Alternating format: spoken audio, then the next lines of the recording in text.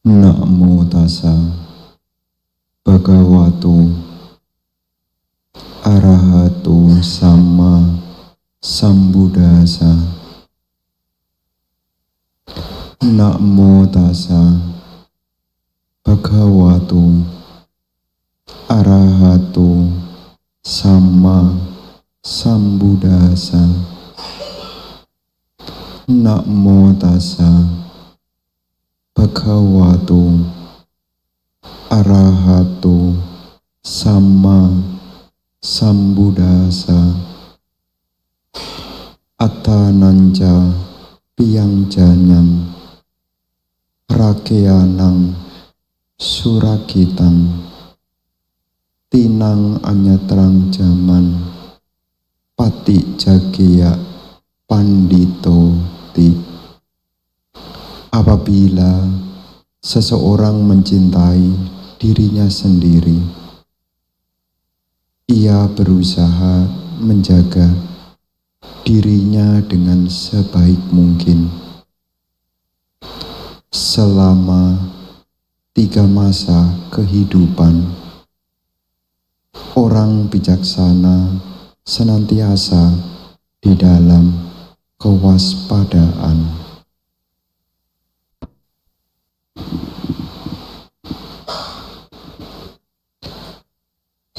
Romo Ramani, Bapak Ibu, saudara-saudari yang berbahagia, selamat malam.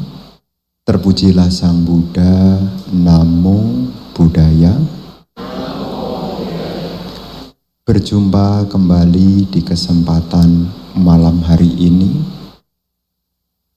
Satu keberkahan bagi kita dapat menyisihkan sebagian waktu yang kita miliki untuk belajar Dhamma. Dari kita belajar Dhamma akan berkembang di dalam pandangan benar. Pandangan benar ini adalah hal yang akan membantu.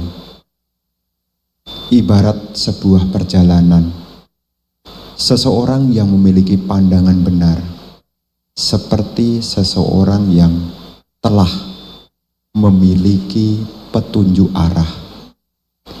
Ia tidak mungkin mengalami salah jalan. Maka terkhusus bagi kita umat Buddha, sangat dianjurkan untuk mencintai, khususnya belajar Dhamma.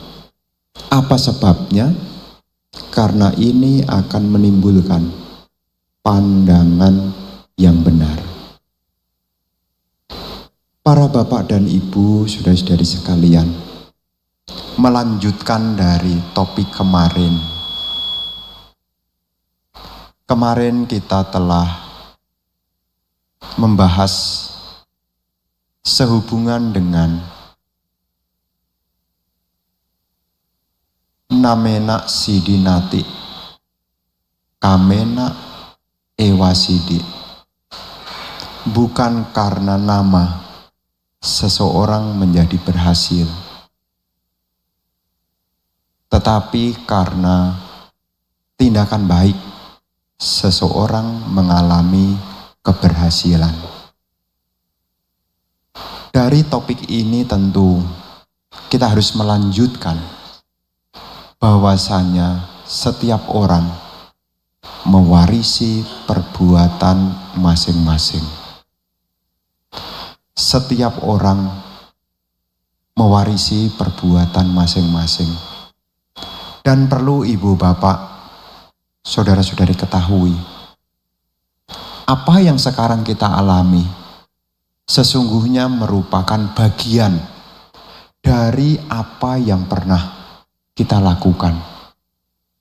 Kecenderungan-kecenderungan kita sekarang ini sebetulnya bukan kebetulan.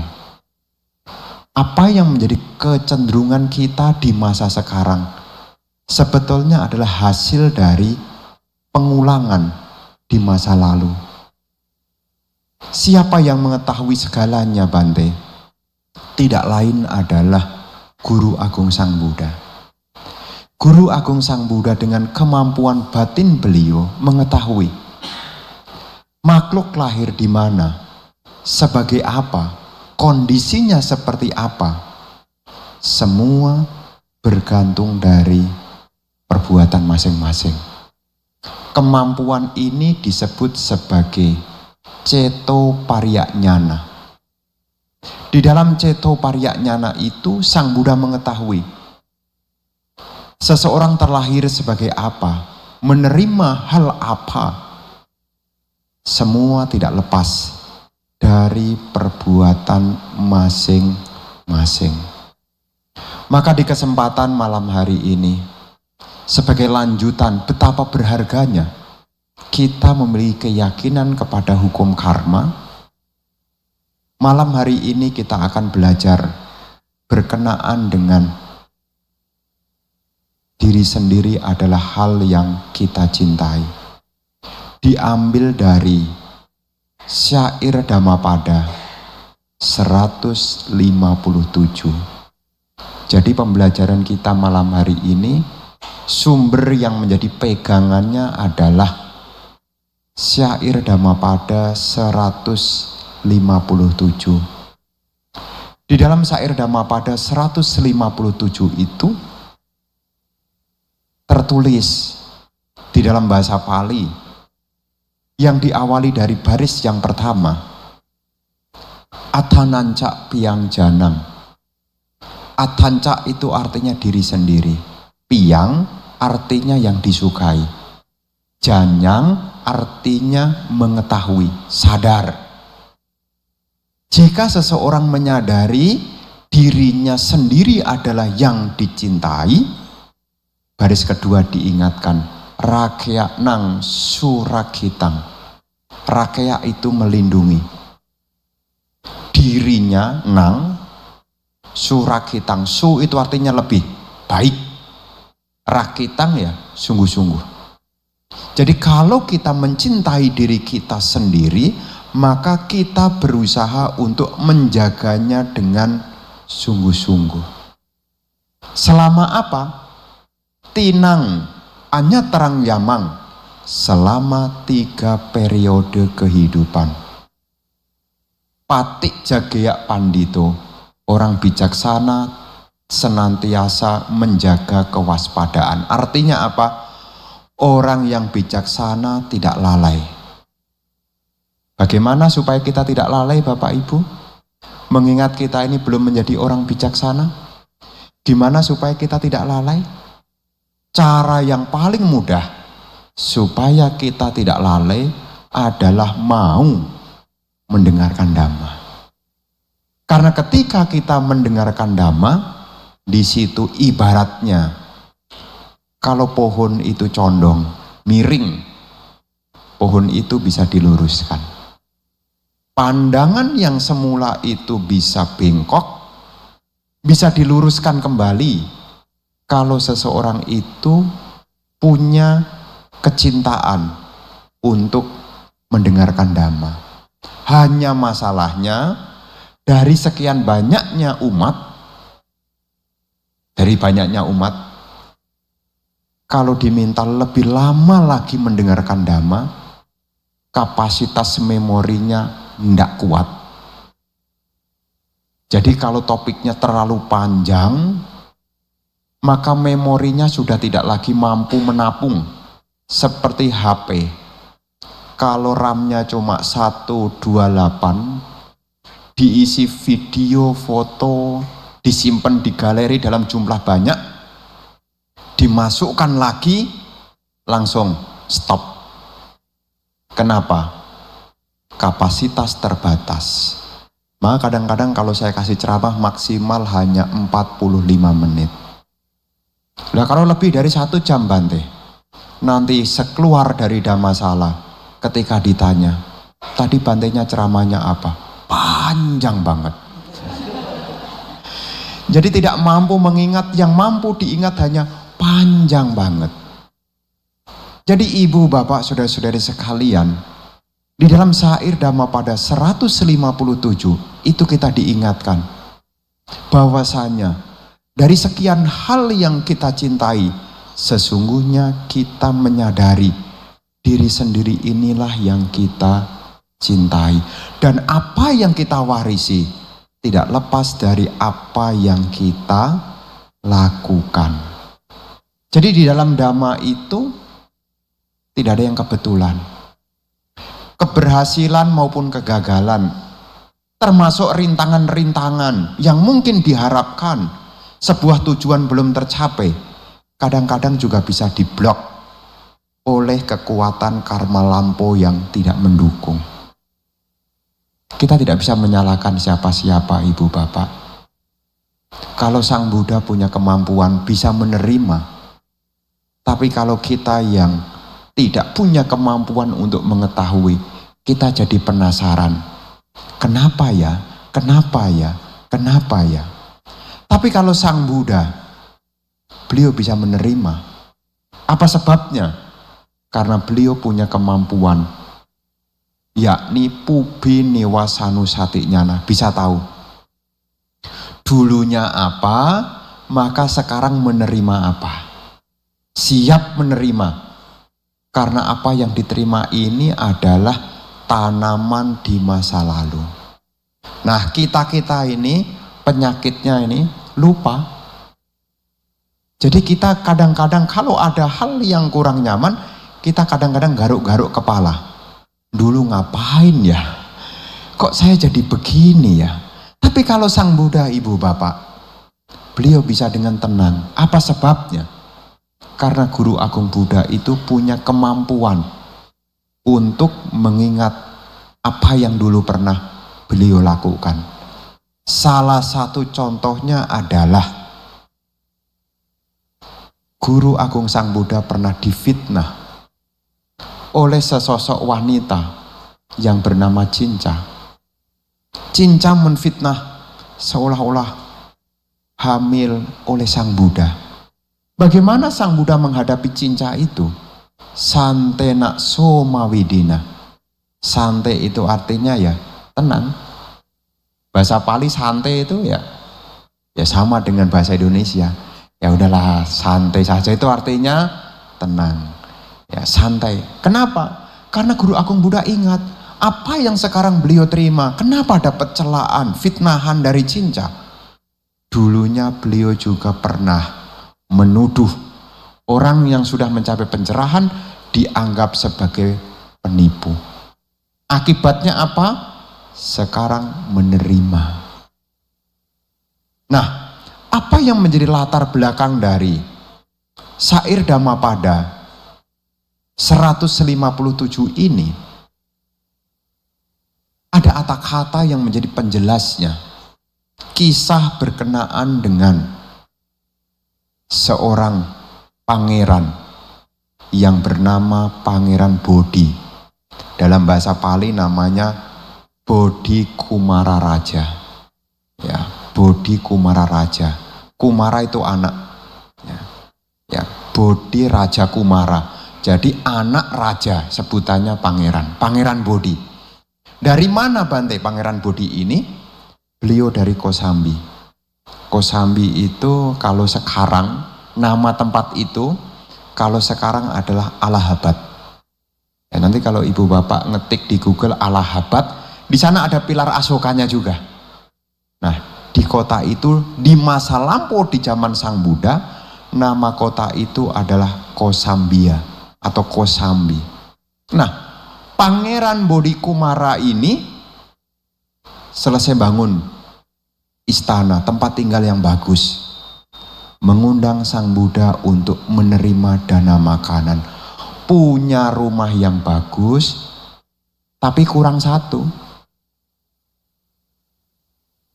Sudah menikah, punya rumah, tapi kurang satu. Punya rumah, tapi masih kurang satu. Kurang apa? Anaknya belum punya. Setelah rumahnya itu jadi, mengundang Sang Buddha untuk menerima persembahan dana makan. Tetapi punya cetana. Semoga Kalau Sang Buddha datang ke rumah saya punya satu harapan. Saya akan bentangkan kain yang panjang dari pintu masuk sampai ke dalam. Dengan satu sacak niat, tekad, semoga Sang Buddha mau melewati ini dengan harapan semoga saya bisa dikaruniai sesosok anak. Tapi apa yang terjadi Bapak Ibu? Guru Agung Buddha itu memang punya kemampuan ceto pariyanyana, bisa tahu baca pikiran. Ketika diundang sudah sampai di rumah Pangeran Bodhi, Sang Buddha diam, tidak masuk. Diminta oleh Pangeran Bodhi 3 kali, silahkan Bante. Ya kalau ibu bapak kedatangan para biku sampai depan rumah kok bantenya macet, ayo masuk saja Bante. Sandalnya dipakai tidak apa-apa. Ya kadang-kadang para biku kalau diundang umat kan berhenti di depan rumahnya. Ya kalau Sang Buddha berhenti karena ada niatnya. Kalau Sang Buddha berhenti tahu kalau kita biku di Indonesia diundang oleh umat kadang-kadang bingung, ini sandalnya dipakai atau tidak ya. Maka umat kadang-kadang pakai saja Bante. Nah, tapi Pangeran Bodhi ini punya kehendak yang lain. Dengan satu harapan, kalau Sang Buddha masuk menginjak kain yang dibentangkan ini, harapannya terkabul. Diminta, silahkan Sang Buddha diem, silahkan Sang Buddha diem, silahkan Sang Buddha diem, sampai ketiga kalinya. Dan Sang Buddha membalikkan badan, memandang Bante Ananda. Bante Ananda tahu. Dan Bante Ananda menyampaikan kepada Pangeran Bodhi agar kainnya itu digulung. Sang Buddha masuk. Setelah Sang Buddha masuk, Sang Buddha menerima persembahan dana makan dari Pangeran Bodhi. Kemudian Pangeran Bodhi bertanya, mengapa Bante tadi saya minta masuk 3 kali, kenapa Bante tidak masuk? Sang Buddha langsung terus terang, kamu punya niat, dengan saya menginjak ini kamu punya satu aspirasi supaya kamu memiliki anak, tetapi itu tidaklah mungkin. Apa sebabnya? Sang Buddha bisa melihat kenapa dalam kehidupan sekarang Pangeran Bodhi Kumara ini tidak dikaruniai anak. Di salah satu kehidupan yang lampau dari Pangeran Bodhi Kumara pernah terdampar. Kapal yang dinaiki karam. Masuklah di suatu pulau. Dan di pulau itu tidak ada apa-apa. Di pulau terpencil itu, ia dan istrinya untuk memenuhi kehidupan sampai tutup usia hanya bergantung pada telur burung. Jadi ya tidak menyadari, ya kan tidak ada cetana Bante. Ya ada cetana, namanya orang lapar pasti cari bahan makan. Ya bukan tidak disengaja. Kalau hari ini dapat, ya anggap aja ke telur bebek, telur angsa dimakan. Besok lapar lagi cari apa? Nggak ada beras, nggak ada warung. Terus cari apa? Iya telur lagi. Dan sepanjang kehidupannya dari sejak terdampar sampai akhir tutup usia, makanannya adalah ya telur itu. Dan dikatakan dia makan tanpa ada rasa bersalah. Dan di dalam komentar disebutkan di sana, andai kata Pangeran Bodhi Kumara ini ada rasa terpaksa, ia bisa memiliki anak kalau bukan 1, 2. Mendengar apa yang disampaikan Sang Buddha, Pangeran Bodhi Kumara tidak kecewa. Justru beliau bisa menerima, timbullah keyakinan kepada Sang Buddha, hingga akhirnya Pangeran Bodhikumara mencapai pencapaian Sotapati, menjadi seorang Sotapana. Berkah loh. Pangeran Bodhikumara itu berkah loh. Mosok si Bante berkah? Iya, kan tidak dapat anak. Ya tidak apa-apa, tapi kan mencapai Sotapana. Ya kalau ibu bapak dibandingkan punya anak atau memilih Sotapana, punya anak tidak jamin Anda bahagia, tapi kalau mencapai Sotapana, jaminannya Anda tidak mungkin jatuh di alam menderita. Kebahagiaan yang diterima oleh Pangeran Bodhi setelah mendengarkan Dhamma dari Sang Buddha, akhirnya timbul keyakinan yang kuat.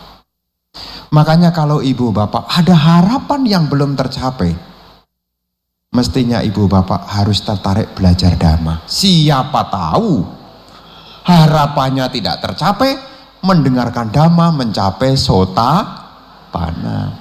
Enggak kaya ya enggak apa-apa. Kalau mencapai Sotapana, ya yang apes itu kan Sotapana tidak, kaya juga tidak, itu apes tuh. Ya itu kan apes tuh. Tapi tidak ada yang sia-sia, namanya belajar Dhamma. Jadi kalau ibu bapak ada hal yang mungkin belum tercapai, Anda harus belajar Dhamma. Minimal dari Dhamma itu bisa menimbulkan ketenangan. Karena ketenangan itu akan mendatangkan munculnya karma-karma baik. Kenapa Sang Buddha menceritakan masa lalu dari Pangeran Bodhikumara itu? Supaya Pangeran Bodhikumara tidak rasa bersalah, kok enggak punya. Setelah Sang Buddha menceritakan kehidupan masa lalunya, akhirnya Pangeran Bodhikumara itu ya terima. Ya samalah kalau ibu bapak mungkin ada hal yang kurang berkenan, kemudian ada yang menyampaikan, itu kan dulu kamu jangan nanam sendiri. Oh iya ya, Anda bisa memaklumi, betul kan ya? Kenapa Anda bisa diomelin orang, enggak salah apa, suka diomelin orang, kemudian Anda duduk meditasi dengan tenang. Oh iya, dulu waktu kecil itu saya sangat cerewet sekali. Wajar saja kalau sekarang kan apa yang ditanam itulah yang dipetik. Makanya di dalam syair itu, di akhir dari khotbah itu Sang Buddha menyebutkan, apabila seseorang mencintai dirinya sendiri, maka ia berusaha untuk menjaga dirinya dengan baik. Gimana Bante cara menjaga diri kita dengan baik? Wujud dari kecintaan. Tidak hanya untuk yang akan datang, tetapi untuk yang sekarang. Kalau kita mencintai diri kita, cara menjaganya tidak lain adalah satu, memiliki perilaku yang baik. Tutur katanya menyenangkan, perilakunya juga menyenangkan. Ini bentuk dari kecintaan pada diri Anda. Cara melindungi diri Anda tidak lain adalah dari kebaikan-kebaikan. Dan kebaikan itu adalah dari praktek sila. Jadi menjalankan sila itu sesungguhnya bukan beban. Kenapa kita menjalankan sila? Sila itu pelindung, bukan beban. Anda punya rumah, kenapa rumah Anda kasih pagar? Kenapa Anda punya rumah Anda kasih pintu? Dan kenapa kalau pergi pintunya kok ditutup? Sudah masuk juga pintunya ditutup, kenapa rumah Anda dikasih pintu? Bukankah kalau tidak ada pintu jauh lebih enak? Masuk, keluar. Ya, bukankah kalau tidak ada pintu lebih enak? Tapi kenapa rumah kita harus ada pintunya? Repot. Apalagi kapan hari itu ada rumahnya orang itu gede. Dorongnya harus pakai tangan dua. Kenapa mesti gede dan tinggi? Apa sebabnya? Supaya perlindungannya juga tebal. Kira-kira kalau rumahnya tidak ada pintunya, kira-kira bagaimana yang tinggal? Apalagi pinggir jalan raya. Apalagi zaman sekarang. Ya. Tapi ibu bapak datang ke wihara. Ngomong-ngomong datang ke wihara, pintunya udah ditutup belum? Mesti keluar dikunci, masuk lagi mesti dibuka. Kalau seandainya tidak ada pintunya kan jauh lebih enak. Bludas, bludus, kan lebih enak. Tapi kenapa? Karena Anda sadar dengan adanya gerbang, Anda merasa terlindungi, bukan jadi beban. Sama sesungguhnya, kalau ibu bapak menjaga perilaku Anda, sesungguhnya bukanlah beban. Jadi ibu bapak jadi umat Buddha, mengambil 5 sila maupun 8 sila, itu adalah wujud dari melindungi diri sendiri. Karena kapan hari saya mendengar keluh kesah dari umat Buddha. Jadi umat Buddha itu berat. Mau Sincia, malam Sincia yang konghi ya. Di rumah yang lain pada buka kaleng, yang lain pada, tahu kan yang saya ceritakan, ditawarin, niat hati kepengen, tapi ingat Surameraya Majapamadata. Akhirnya aduh, jadi umat Buddha kok berat ya, temennya biasa saja. Jadi sebetulnya Anda menjalankan sila ini bukan sebuah beban. Ini adalah bentuk dari perlindungan Anda. Kalau sekarang Anda membiarkan diri Anda dalam kelalaian, maka nanti Anda di next kemudian kehidupan, Anda gampang lalai. Pengen jadi orang lalai atau pengen jadi orang yang selalu waspada? Kadang-kadang karena tidak punya keyakinan berpikirnya, yang penting seneng dulu lah. Karma kan masih nanti. Karena dia berpikir karma masih nanti. Ini ceritanya ya. Karena karma itu ada yang berbuah di sekarang. Sincia dia dari rumahnya kok bukan umat Buddha. Minum, pindah ke rumah sana, minum. Niat hati mau pulang, dia naik mobil, tidak sampai rumah. Masuklah di IGD. Apa sebabnya? Karena dia menyetir dalam kondisi lemah kesadaran. Ini berbicara sekarang. Makanya ibu bapak, khususnya umat Buddha, saya katakan khususnya umat Buddha, ingat loh ya, Dhamma itu untuk diri sendiri. Jangan nyenggol temennya, tuh kata Bante itu. Ya, Dhamma itu untuk diri sendiri. Dhamma itu bukan untuk menghakimi orang lain. Nah, kadang-kadang umat Buddha ada ngomong soal Surameraya, kadang-kadang Bante itu tahu loh kebiasaan.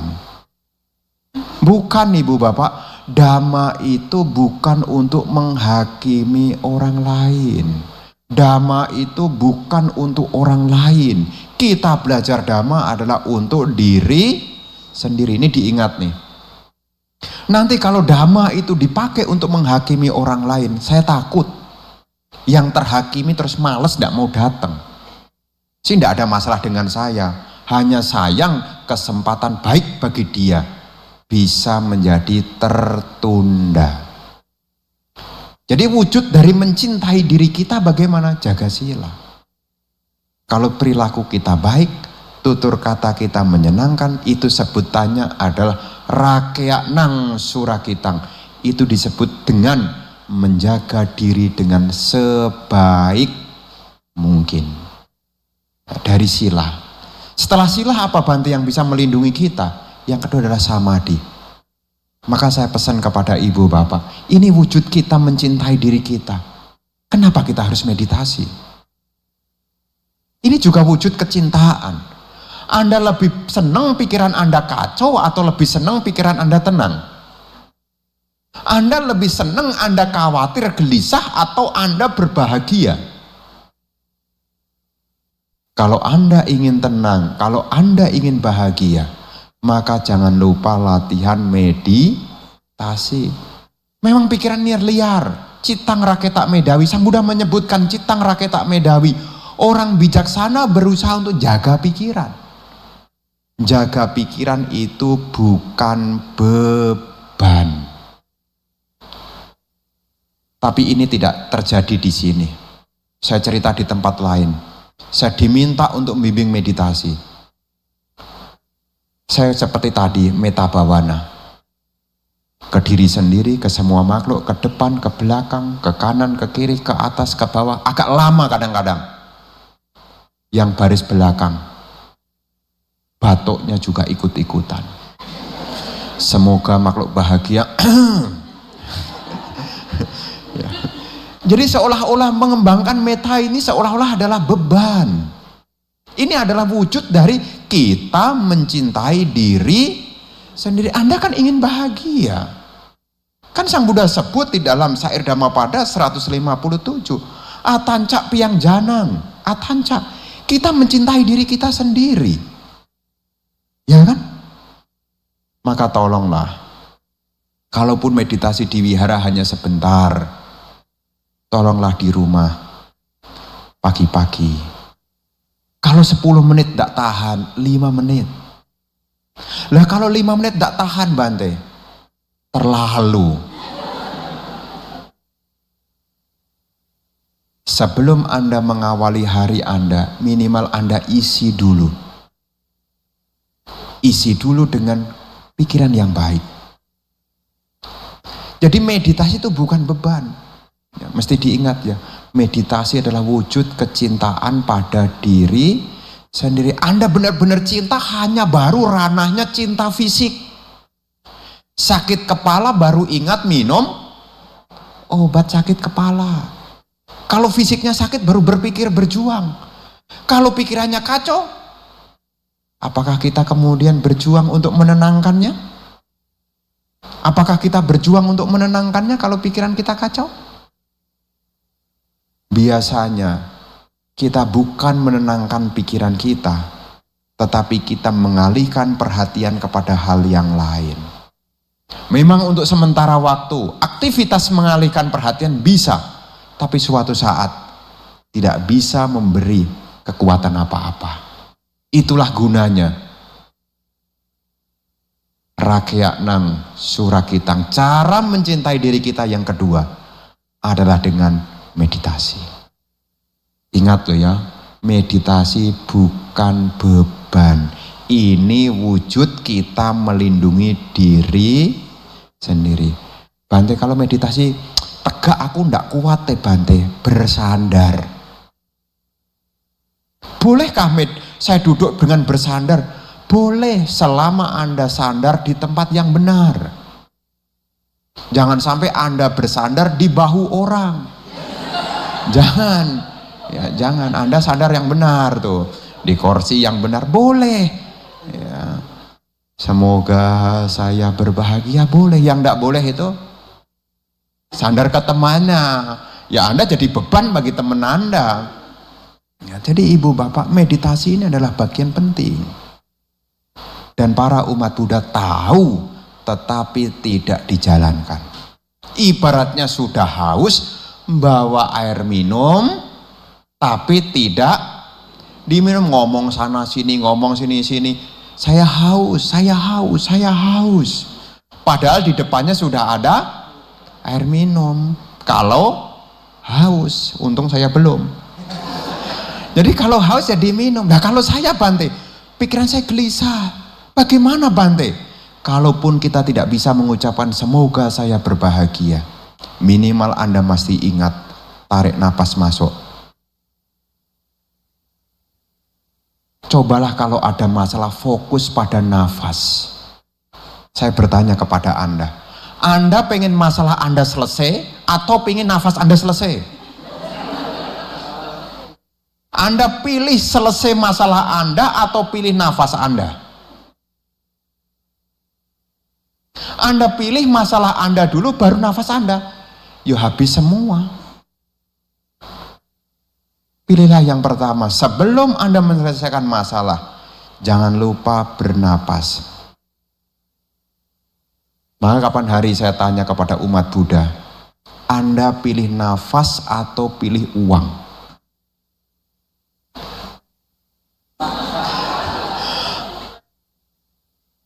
Anda pilih nafas atau pilih uang? Ada orang dikasih uang 4M, tapi syaratnya tidak boleh bernapas. Saya akan kasih Anda uang 4M, tapi Anda punya syarat. Syaratnya adalah Anda tidak boleh bernapas. Kalau nafas ini sudah pergi, tidak bisa diimpor lagi. Tapi kalau nafas ini ada, uang belum ada, bisa dimunculkan. Maka cara untuk mencintai diri kita, andai kata kita tidak bisa mengembangkan meta bhavana, minimal kita ingat pada nafas.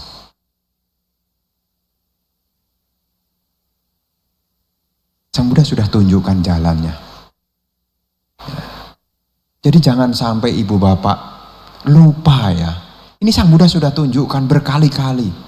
Di berbagai khotbah-khotbah, Sang Buddha sudah menunjukkan betapa besar manfaatnya di dalam pengembangan anapanasati.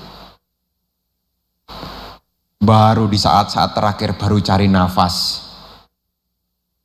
Selama sehat tidak ingat nafas.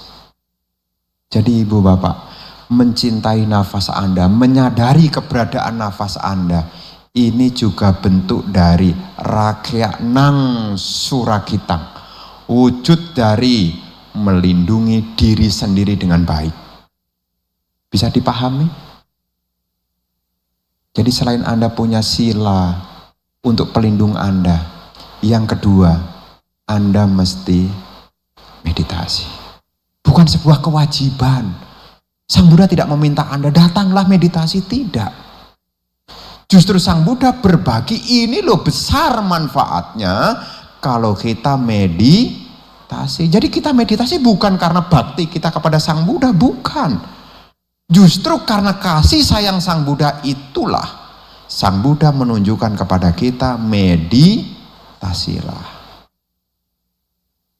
Kalau belum mampu 10 menit, 5 menit. Kalau saya mampunya cuma 5 menit, bagus. Pagi 5 menit, siang 5 menit, sebelum ngomong 5 menit dulu. Jadi ini bagus sekali. Kalau kita ulang-ulang, bagus sekali. Dan Anda tidak akan lelah. Pikiran Anda tidak capek. Dan Anda selalu dalam kondisi pikiran yang tenang. Ya jangan lupa. Ya. Semua ilmu pikiran kan sudah kita latih, matematika sudah dilatih, secara logika kan sudah dilatih itu, matematika, kimia, fisika itu kan latih logika Anda, reaksi-reaksi kimia diurai Anda bisa menjabarkan, itu kan melatih logika Anda. Tetapi cara untuk melatih pikiran, selain Anda punya kemampuan untuk berpikir dalam logika, Anda punya kemampuan untuk mengelola. Itulah peran dari meditasi. Ya, yang belum pernah meditasi cobalah. Jadi jangan sampai kita jadi umat Buddha sudah bertahun-tahun tapi tidak pernah meditasi. Sudah sering nongkrong di warung Lamongan tapi tidak pernah tahu rasanya makanan menu Lamongan. Ibaratnya sudah menyatakan pergi berlindung kepada Sang Buddha, tetapi tidak pernah merasakan apa yang menjadi ajaran dari Sang Buddha. Ini bahasa mudahnya begitu. Ini adalah wujud dari kecintaan. Kemudian yang ketiga, selain kita samadhi, yang ketiga adalah mengembangkan kebijaksanaan. Maksudnya apa? Kita mendidik pikiran kita dalam hidup ini. Memahami bahwasanya kehidupan ini tidak kekal. Pikiran kita mesti dilatih tuh. Dunia ini selalu berubah. Kalau Anda bisa menyadari tentang kehidupan ini yang setiap saat mengalami ketidakkekalan ini, Ketika perubahan datang, Anda tidak akan terkejut. Inilah kehebatan dari punya kebijaksanaan, bisa terima. Apa dasarnya kita bisa terima? Ya karena semua tidak kekal. Semua tidak kekal. Ya. Kemarin dalam perjalanan, ya kita ngomong sama orang, saya sekarang bisa tidur nyenyak Bante. Kenapa? Saya sudah paham Bante, semua tidak kekal. Untuk apa saya menggenggam terus-terusan? Kan berubah. Orang lain juga berubah, saya pun juga berubah. Kalaupun dia tidak setia sama saya sudah berteman baik dengan dia. Tapi saya sadar, dia mengalami ketidakkekalan. Bisa jadi juga, sayanya juga tidak kekal juga. Memahami, ia berubah, ia tidak bergejolak. Karena dia sudah sering mendengar dhamma. Karena apa yang kita cintai, apa yang kita sayangi, akan berubah. Kalau bukan dia yang berpisah dari kita, kitanya yang akan berpisah dari dia. Apapun Anda punya barang, punya saudara, punya apapun lah. Kalau bukan ia yang meninggalkan Anda, Andalah yang akan meninggalkan dia terus. Wong kalau Anda diikuti terus, kadang-kadang Anda juga tidak mau. Pernah? Diikuti orang kan kadang-kadang ngomong, dia ikut terus, ngapain sih dia ikut? Nanti gak usah dikasih tahu. Sudah tidak dikasih tahu, tahu-tahu dia ikut. Ikut lagi. Kok dia tahu ya? Tuh. Ya, Anda mau berubah, dianya masih menempel. Jadi kalau Anda tidak siap dengan menerima perubahan, Anda akan mengalami penderitaan. Dan wujud dari mencintai diri kita supaya kita tidak menderita, itulah kita perlu memunculkan kebijaksanaan. Jadi kita dengar, ya, Anda bisa berdamai. Seringkali ibu bapak kita lupa, ibarat kata baru jatuh, baru cari tongkat. Kenapa tidak jauh-jauh hari? Kalau hidup ini sudah tidak pasti, kenapa kita tidak jauh-jauh hari cari pegangan? Hidup ini kan tidak pasti. Kalau kita tahu kehidupan ini yang akan kita hadapi adalah sebuah ketidakpastian, kenapa jauh-jauh hari kita tidak membuat satu pegangan? Pegangan kita adalah sila, samadhi, dan panya. Kenapa tidak jauh-jauh hari kita tidak membuat pegangan ini? Kalau kita sudah punya pegangan ini, maka kita tidak akan jatuh. Kalaupun jasmani ini berubah, pikiran tetap tenang. Makanya Sang Buddha mengingatkan di dalam syair Dhammapada, di baris yang ketiga, tinang anyatara zaman, selama 3 periode. Periodenya kapan? Masa muda, masa dewasa, masa tua. Jadi kalau bisa waktu muda jangan lalai. Sudah dewasa, jangan lalai. Tua juga jangan lalai. Kenapa? Kalau kita lalai, kita tidak punya kesempatan untuk punya pegangan sila, samadhi, dan panya. Maka di dalam Apamadawaga juga disebutkan apamado amatang padang, pamado macuno padang. Seseorang yang tidak lengah, ia tidak akan mati.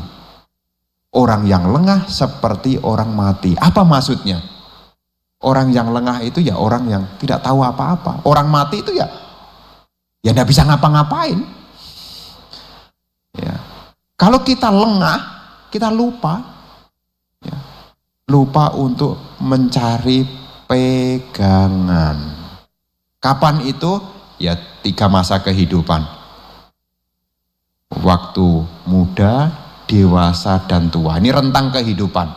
Kalau rentang harian bagaimana Bante? 3 juga. Pagi jangan lupa, siang jangan lupa, malam jangan lupa. Pagi dengan pikiran baik, ucapan baik, perbuatan baik. Siang pikiran baik, ucapan baik, perbuatan baik. Malam ya, pikiran baik, ucapan baik, perbuatan baik. Ya seperti ibu bapak kalau mau berpergian. Kenapa ibu-ibu kalau mau berpergian mesti pakai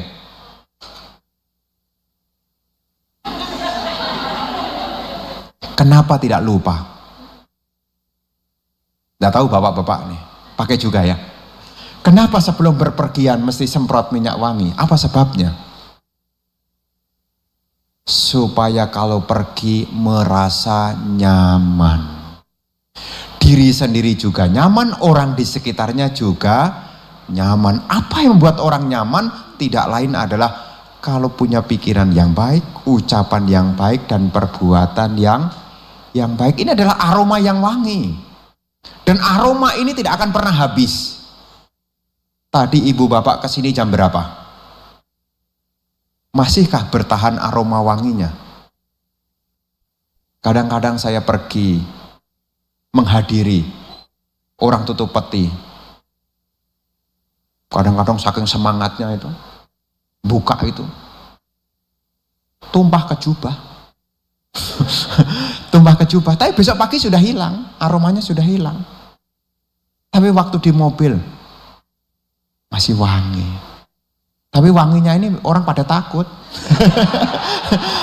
Wanginya ini orang pada takut. Ya. Tapi bagi saya ini hiburan. Ya jubah 3 hari tidak kecuci, ya ketutup sama aromanya ya. Cipratan dari ya lumayan lah, lumayan. Tapi bagi saya ini pun juga tidak tahan lama. Meskipun aroma itu cukup lama, tapi tidak akan pernah lama. Tetapi aroma dari pikiran yang baik, ucapan yang baik, dan perbuatan baik ini terbawa hingga nanti di kehidupan berikutnya. Anda akan terkondisi di alam yang baik. Apa sebabnya? Karena Anda sudah menjaga diri Anda dengan baik. Makanya di akhir dari baris itu, pati jageya pandito. Pati jageya artinya terjaga. Pandito artinya orang bijaksana. Orang bijaksana senantiasa terjaga. Tinang anya terang zaman selama 3 periode ini. Jadi ibu bapak, selama sebulan pendalaman dhamma ini adalah waktunya untuk mengingatkan kembali. Jangan sampai kita lengah. Kalaupun ada hal yang belum berhasil, minimal kita juga menabung. Minimal kita memberanikan diri untuk datang ke wihara mendengarkan dhamma. Supaya apa? Kalau ada hal-hal yang kurang berkenan, kita ingat perbuatan baik apa yang harus saya lakukan. Jadi kalau ada hal yang kurang berkenan, cara berpikir Buddhis adalah perbuatan baik apa yang harus saya lakukan. Ini cara berpikir Buddhis. Jadi kalau ada hal yang kurang berkenan, cara berpikir Buddhisnya adalah perbuatan baik apa. Kalau saya ingin sesuatu, kira-kira perbuatan baik apa yang harus saya lakukan? Dan kekuatan kebaikan itu mengabulkan keinginan. Inilah kehebatan dari kebajikan. Jadi kalau ada hal-hal yang belum tercapai, berbuat baik, berbuat baik, berbuat baik. Ya. Dan cepat atau lambat, kalau sudah terpenuhi, kebajikan ini menjadi pengabul. Ya. Kemarin ada cerita yang lucu waktu pindah patah. Waktu pindah patah nasional di Kemayoran tanggal 10 Mei. Pindah patah. Dan saya tidak berani mengatakan sadu. Ada orang yang dana masukkan makanan ke patah. Tapi aspirasinya itu ada unik bagi saya. Dia memasukkan, dia punya doa. Bante, semoga tahun ini saya dapat jodoh. Ya, saya tidak bisa mengucapkan sadu saya tidak bisa mengucapkan sadu. Ya, benar dia mengatakan begitu. Semoga tahun ini saya dapat jodoh. Saya tidak berani mengucapkan sadu. Kenapa? Kalau sampai saya mengucapkan sadu, nanti dia bisa tagih janji. Ini gara-gara saya kemarin sudah mengucapkan sadu, akhirnya dapat. Kalau syukur dia akur, kalau enggak akur bisa komplain. Kalau semoga saya sehat, bahagia, sejahtera, mungkin saya bisa mengatakan sadu. Bante, semoga usaha saya lancar, saya bisa mengatakan sadu. Tapi kalau doanya yang untuk yang itu, saya diam. Diam saja. Ya, itu satu Tapi cepat atau lambat, selama dukungan kebajikan itu mumpuni, bisa jadi. Itulah kehebatan dari kebajikan. Karena kalau kebajikan itu ada satu peribahasa, pucuk dicinta ulam pun tiba. Apa yang dikehendaki dalam waktu yang tidak lama bisa terwujud menjadi kenyataan. Jadi cara berpikir Buddhis adalah kalau ada hal yang mungkin belum tercapai, ada hal yang mungkin belum berkenan, cara berpikirnya adalah perbuatan baik apa yang bisa saya lakukan. Nah, kalau saya tidak punya dana bagaimana, Bante? Jaga sila. Minimal Anda bertutur kata yang menyenangkan. Masa ngomong tidak bisa? Kan bisu, Bante. Ya niat yang baik lah. Minimal Anda masih bisa mendoakan semoga semua makhluk bahagia. Artinya apa? Kebajikan banyak pintunya. Pikiran bisa, ucapan bisa, perbuatan juga bisa. Kalau ada orang lain kita bisa berbagi dengan tangan kita. Dengan orang lain kita berbagi apa yang bisa kita suarakan yang baik. Tapi di saat kita sendirian, kita bisa mengembangkan perbuatan baik melalui pikiran. Jadi wujud dari mencintai diri sendiri tidak lain adalah lakukanlah hal-hal yang baik. Inilah yang disebut dengan Rakeyanang Surakitang, melindungi diri sendiri. Inilah yang ingin saya sampaikan di malam hari ini. Semoga apa yang saya sampaikan di malam hari ini menjadi pengingatan yang baik. Kita masih punya perjalanan kehidupan yang panjang. Jangan sampai kita tidak membuat persiapan yang baik. Satu keberkahan setiap malam selama sebulan diingatkan dhamma, dhamma, dan dhamma. Minimal dengan kita datang, kita bisa mengingat ajaran-ajaran yang baik ini. Dan ini akan menjadi timbunan kebajikan yang bermanfaat di sekarang maupun yang akan datang. Semoga Anda berbahagia, semoga keluarga Anda berbahagia, semoga semua makhluk berbahagia. Sadu, sadu, sadu. Demikianlah Dhammadesana yang telah disampaikan oleh Bante Atadirutera. Semoga dapat memberikan manfaat bagi kita, terutama dalam praktek Buddha Dhamma dalam kehidupan sehari-hari. Selanjutnya untuk sesi pertanyaan, karena waktu yang sudah jam 9, jam 20:37, kami hanya bisa membuka satu pertanyaan. Kepada para umat kami persilahkan.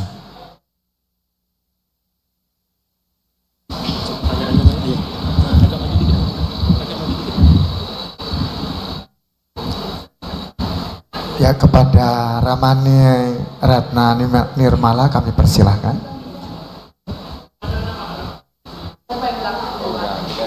Selamat malam Bante.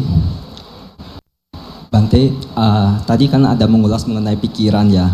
Nah, saya mau lebih jauh dari pembahasannya Bante tentang kekuatan pikiran. Nah, saya ambil contoh realita yang ada, misal pada tahun 2000 itu kan ada kejadian teroris. Nah, mereka itu seperti di brainwashing, dicuci otaknya. Ada semacam brainwashing, apabila dia melakukan seperti itu, mereka akan masuk surga. Nah, mengapa mereka bisa di brainwashing?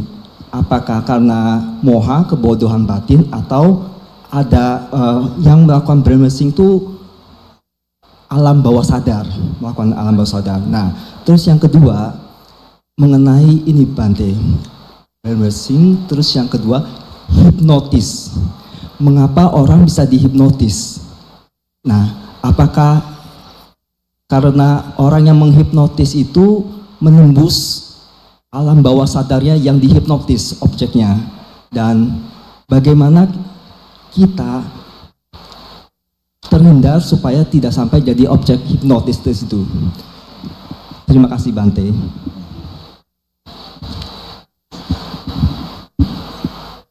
Untuk yang pertama, berkenaan dengan brainwashing, pada dasarnya otak ini juga mengalami secara psikologis namanya substitusi. Substitusi itu artinya bisa diganti. Caranya apa menggantinya? Ada sesuatu yang dimasukkan. Jadi ibu bapak, awalnya Anda cocok dengan teman Anda, tetapi ada orang yang di sekitar Anda itu nyekokin Anda. Dia itu jahat. Ya, nah itu sebetulnya sudah didogma begitu, diulang-ulang. Kalau kamu lakukan, maka kamu akan memperoleh ini. Dan apa yang kamu lakukan ini tidak salah. Nah diulang-ulang, hingga akhirnya seperti gelas ini warnanya apa? Bening. Nanti kalau dijatuhin pewarna Wenter, apakah dia langsung merah? Enggak. Pelan-pelan,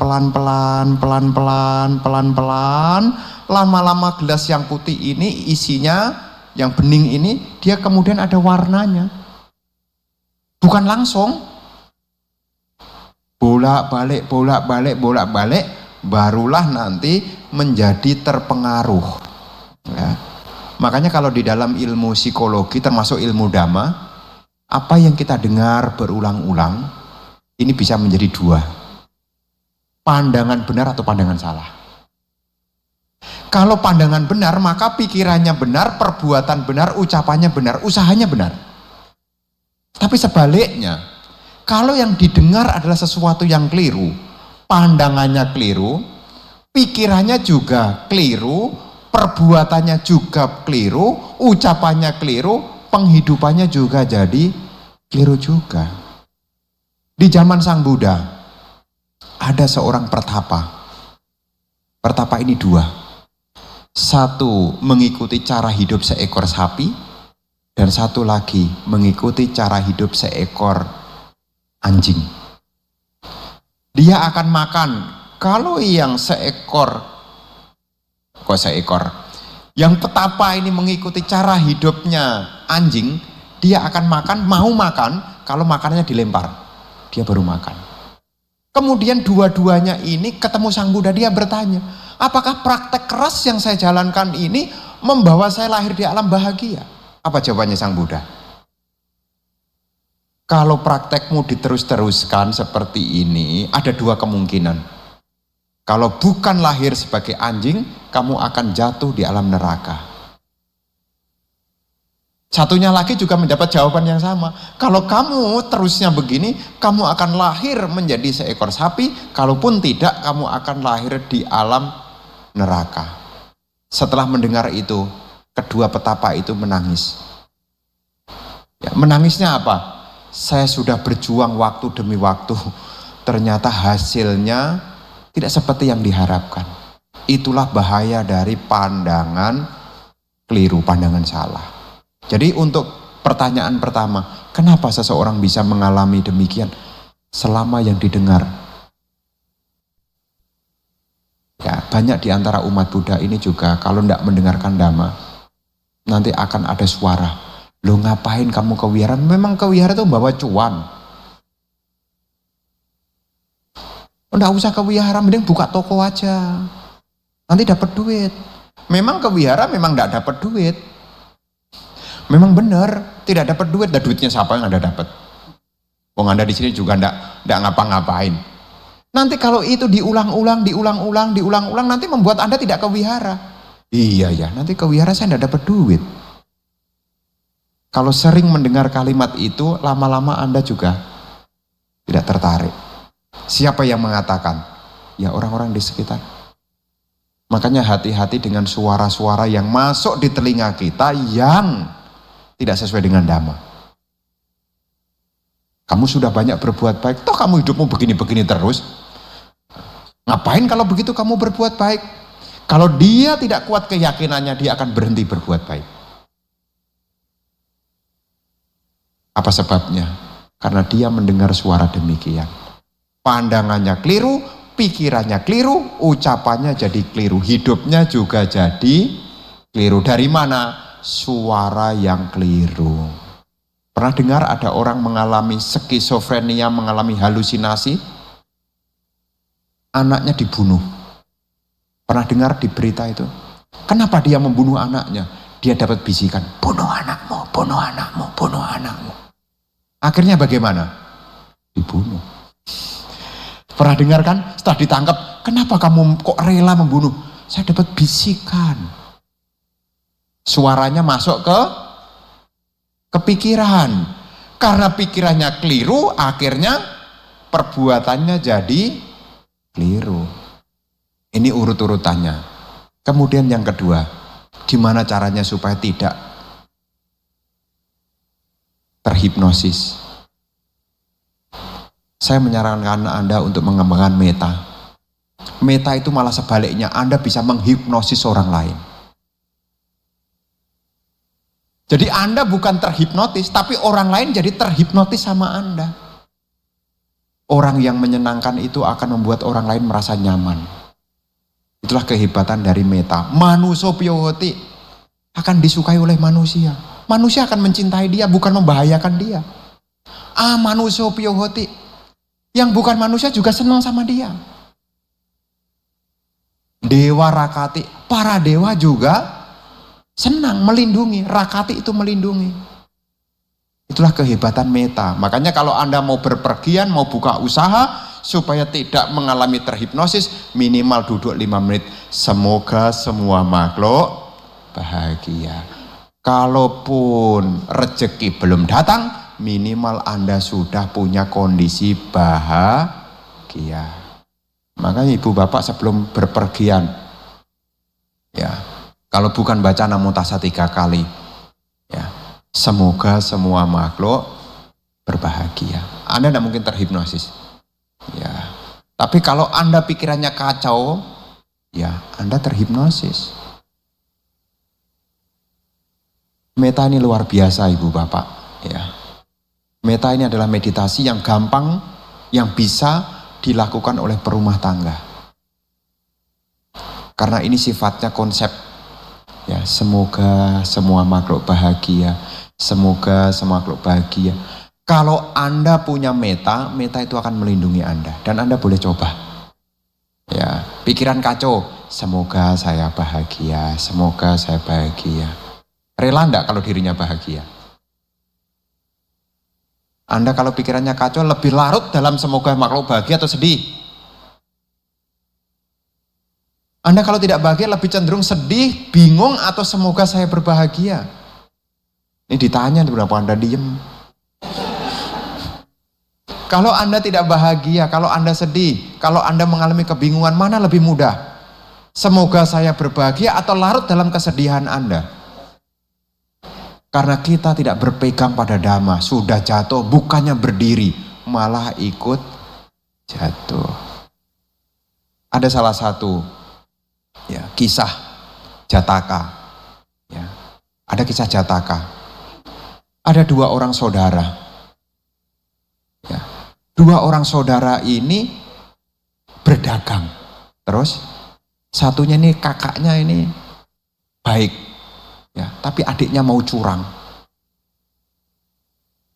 Kepingan emasnya itu dimasukkan ke kantong bagi 2. Terus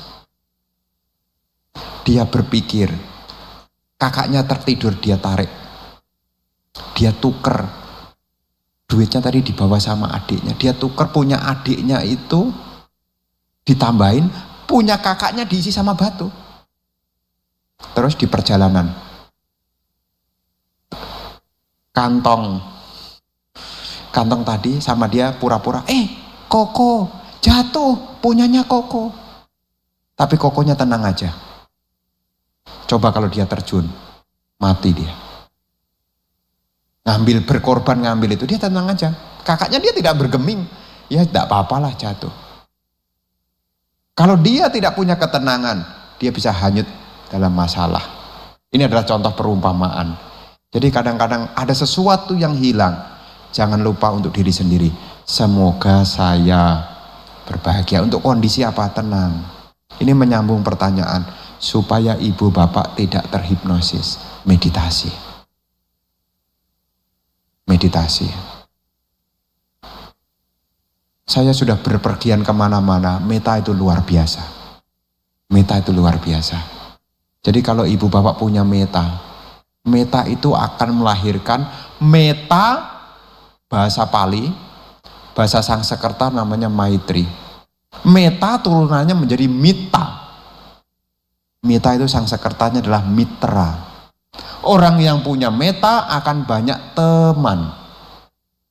Kalau kita punya teman, teman itu akan melindungi kita. Itulah kehebatan dari meta. Kenapa Anda berkawan dengan orang? Karena dia merasa nyaman untuk saya. Dia tidak membahayakan. Ya, jadi meta ini mesti dilatih. Dan banyak sekali khotbah-khotbah yang Sang Buddha berikan. Contohnya apa? Nalagiri. Gajah dibuat mabuk. Tetapi gajah itu tidak bisa melukai Sang Buddha. Apa sebabnya? Karena Sang Buddha sudah penuh di dalam metaparaminya. Metaparaminya sudah sempurna. Ya. Apapun tidak bisa menyertai. Ya, jadi tidak bisa. Jadi kalaupun ada bahaya mau membunuh, tidak bisa. Kenapa seorang Buddha tidak bisa dibunuh? Karena metanya sudah penuh. Senjata, api, racun tidak bisa melukai. Kalaupun itu terluka, itu adalah kekuatan dari karma lampau yang berbuah. Ya, jadi ibu bapak, saudara-saudari sekalian, Bante saya sudah mengembangkan meta, tapi masih terhipnosis. Nah, berarti karma buruknya. Karena ada satu hal yang tidak bisa dihentikan. Karma buruk. Tidak bisa dihentikan. Suatu ketika Sang Buddha pernah berusaha untuk menghentikan karma buruk. Namanya mencoba. Sudah 3 kali sukses, tapi keempat kalinya gagal. Karena Sang Buddha tahu, oh ternyata ini adalah karma buruknya suku Sakya, sudah tidak bisa di stop lagi. Suku Sakya itu habis. Dibunuh oleh anak dari Raja Pasenadi Kosala. Namanya Pangeran Widudaba. Pangeran Widudaba menyerang Kapilawastu. Habis. Hanya tersisa beberapa orang. Tapi kenapa Sang Buddha tidak menghentikan? Sudah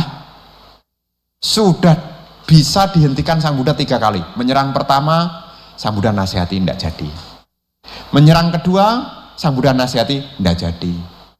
Menyerang ketiga, Sang Buddha nasihati, tidak jadi. Yang keempat, tidak bisa. Dulu orang suku Sakya itu dulu pernah lahir sebagai nelayan, nangkep ikan. Dan salah satu ikannya itu yang sekarang jadi Widudaba itu. Dia punya tekad, nanti akan saya habiskan orang-orang yang menghancurkan keluarga saya. Itulah sebagai buah karmanya. Dan itu juga yang menyebabkan kenapa sebelum Sang Buddha Parinibbana beliau mengalami sakit yang luar biasa. Itu juga karena dulu Sang Buddha melihat orang-orang yang menjaring ikan ikut seneng. Itulah sebabnya kenapa menjelang Parinibbana beliau mengalami sakit setelah makan dari persembahan dana, makan dari cunda. Itu Sang Buddha itu bukan karena makanan itu yang membuat beliau jadi sakit, akibat karma buruk di masa lalu. Justru Sang Buddha memuji, ada 2 orang yang dipuji. 1, orang yang mempersembahkan dana kepada calon sama Sang Buddha. Siapa? Ibu Sujata.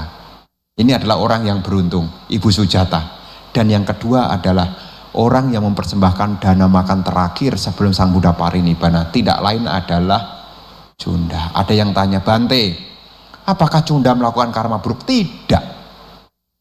Kan dari makan itu menimbulkan sakit. Di dalam komentar dikatakan yang menyebabkan beliau sakit adalah gara-gara dulu waktu suku Sakya di kehidupan lampaunya mereka menjadi nelayan nangkep ikan, beliau ikut seneng. Ya contoh ibu bapak, ada orang mancing di sungai, apa namanya nih?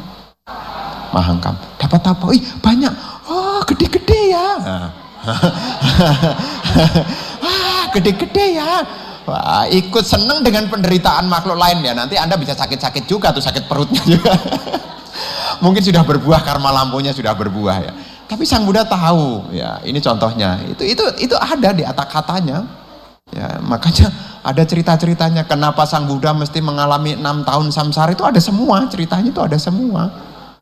Kenapa difitnah oleh cincah, itu ada semua ceritanya. Kenapa kakinya bisa terluka, itu semua ada ceritanya.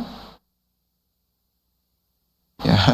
Jadi kalau seandainya sudah mencoba berbuat baik kok belum bisa menghentikan, berarti itulah kekuatan karma buruk sedang berbuah. Ya. Jadi kadang-kadang saya sudah dikasih umat-umat macam-macam makanan supaya saya sehat.